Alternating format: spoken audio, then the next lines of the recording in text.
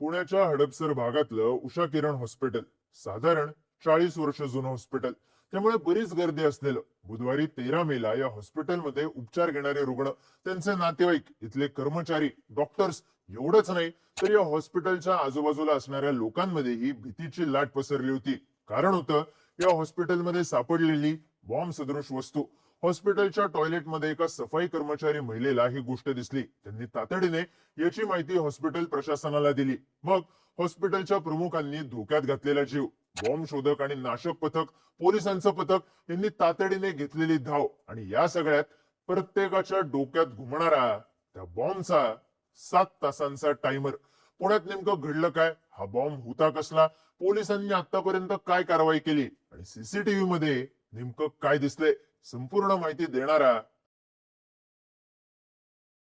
पहिल्या मजल्यावर आयसीयू डिपार्टमेंटच्या शेजारी असलेल्या पुरुष स्वच्छता गृहामध्ये महिला सफाई कर्मचारी काम करत होत्या. तेव्हा एका महिला कर्मचाऱ्याला बेसिनच्या खालच्या भागात एक संशयास्पद वस्तू दिसली. ही वस्तू चमकतीये, आपल्याला परिचित नाहीये. हे ओळखून या महिलेने थेट हॉस्पिटलचे प्रमुख डॉक्टर विलास गायकवाड यांना या गोष्टीची माहिती दिली. डॉक्टर गायकवाड तातडीने पहिल्या मजल्यावरच्या स्वच्छता गृहात गेले. तेव्हा त्यांनी पाहिलं या वस्तूला 4 कांड्या आहेत, टायमर आहे आणि वायर सुद्धा जोडलेल्या आहेत. धक्कादायक गोष्ट म्हणजे या टायमरवर 7 तास 12 मिनिटांची वेळ दिसत होती.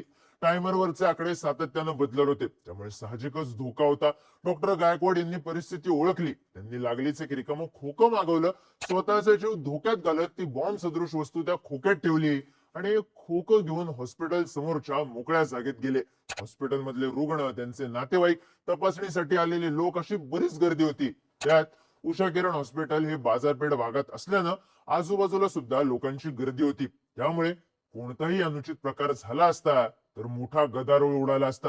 ही बॉम्ब सदृश वस्तू मोकळ्या मैदानात ठेवण्यात आल्यानंतर डॉक्टर गायकवाड यांनी पोलिसांना या प्रकाराची माहिती दिली.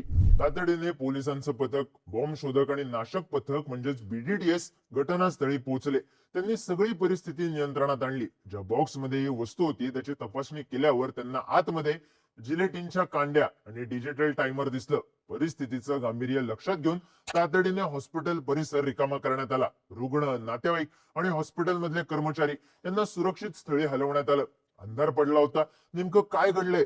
गर्दीच्या भागात असलेल्या हॉस्पिटलमध्ये बॉम्ब कसा काय सापडला? अशा अनेक चर्चा सुरू झाल्या होत्या.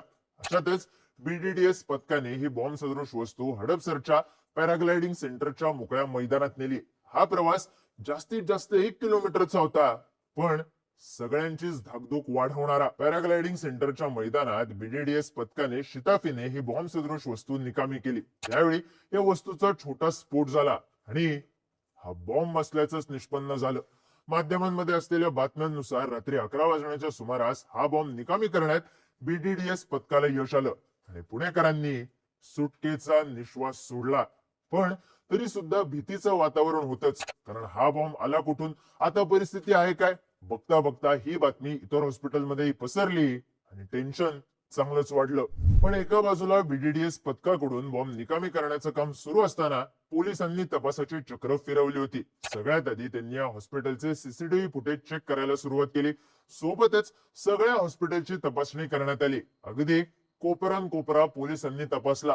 हॉस्पिटलमध्ये आलेल्या पेशंटच्या सुरक्षेसाठी गर्दीचा भाग सुद्धा रिकामा करण्यात आला. पोलिसांनी फक्त हॉस्पिटलचेच नाही तर आजूबाजूचे सीसीटीव्ही सुद्धा चेक केले आणि त्यातून एक महत्वाचं लीड मिळालं.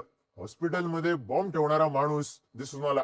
हॉस्पिटलच्या बाजूला असलेल्या बाजारपेठेतून संध्याकाळी 5:15च्या सुमारास एका काळ्या रंगाच्या ओला स्कूटरवरून एक माणूस येताना दिसला. त्याने अंगात पांढरा शर्ट, काळी पॅन्ट आणि डोक्यावर पांढरी टोपी घातली होती. याच व्यक्तीने हॉस्पिटलमध्ये प्रवेश केला. त्यानंतर थेट पहिल्या मजल्यावर जात आयसीयूच्या शेजारी असलेल्या टॉयलेटमध्ये एंट्री केली आणि तिथे हा बॉम्ब ठेवला. त्यानंतर तिथून पसार झाला, असं पोलिसांच्या प्राथमिक तपासातून पुढे आलंय. आता हा व्यक्ती नेमका कोण, त्याने हे नेमकं का केलं याचा तपास सुरू आहे. पण हा बॉम्ब होता की बॉम्ब सदृश वस्तू, याबद्दल पुण्याचे पोलीस आयुक्त अमितेश कुमार यांनी माध्यमांशी बोलताना सांगितलं, हा एक लो ग्रेड स्फोटक प्रकाराचा IED म्हणजेच इम्प्रोवाइज्ड एक्सप्लोजिव्ह डिव्हाइस असल्याचं प्राथमिक दृश्यातून दिसतंय. याबाबत बॉम्ब डिस्पोजल स्क्वॉड आणि पोलीस पथकाला आवश्यक ती माहिती मिळाली. त्यानंतर त्यांनी तात्काळ या आयईडीला सुरक्षितरित्या ताब्यात घेऊन ग्लायडिंग सेंटर जवळच्या मोकळ्या जागेत नेलं आणि तिथे योग्य पद्धतीने निकामी केलं. घटनास्थळावर बीडीडीएस टीमने अतिशय चांगली आणि कौतुकास्पद कामगिरी केली. सध्या या प्रकरणाचा तपास युद्ध पातळीवर सुरू आहे. स्थानिक पोलीस, पुणे शहर पोलीस, क्राईम ब्रांच तसंच एटीएसचं पथक एकत्रितपणे या घटनेचा तपास करत आहे. लवकरात लवकर या प्रकरणाबाबत ठोस निष्कर्ष आणि अधिक माहिती समोर येईल असं अमितेश कुमार यांनी स्पष्ट केलं. थोडक्यात